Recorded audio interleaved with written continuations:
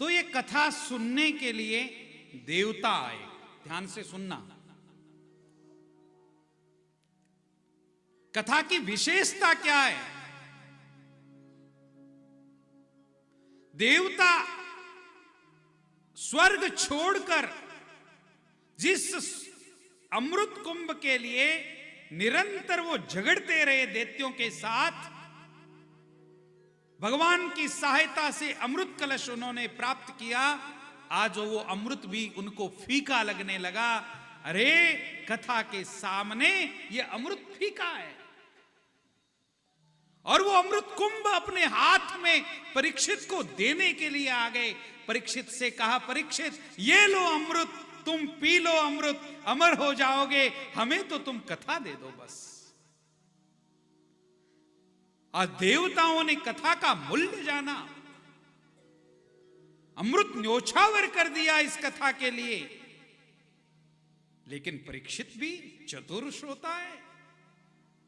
अमृत सामने आ गया, अमृत पीकर मैं अमर हो जाऊं? नहीं, देवता अमृत लेकर के आए हैं तो ऐसे ही नहीं आए हैं।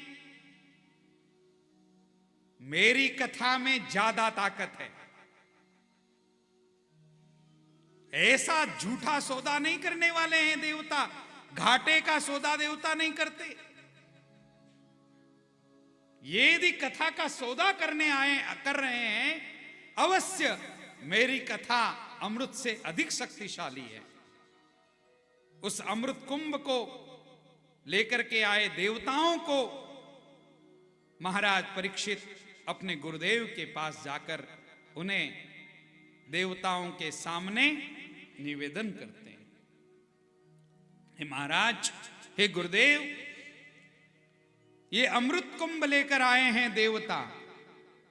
मुझे कह रहे हैं अमृत ले लो और कथा दे दो। आप कृपा करके बताइए, अमृत अच्छा है या कथा अच्छी है? तब सुखदेव जी महाराज मुस्कुराए और कहा, क्व सुधा क्व कथा लोके,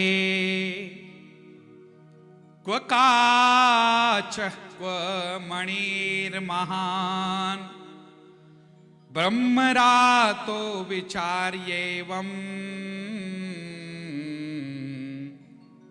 तदा देवान् जहासः। अरे परीक्षित, कहां कथा, कहां अमृत? तुलना नहीं हो सकती। कांच की मणि और असली मणि, इसकी तुलना होगी?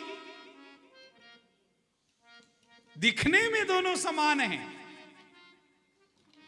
किसी धनवान व्यक्ति ने यदि कांच की भी मणि अंगूठी पहन रखी है तो लोग, वाह बहुत पैसे वाला है, असली है।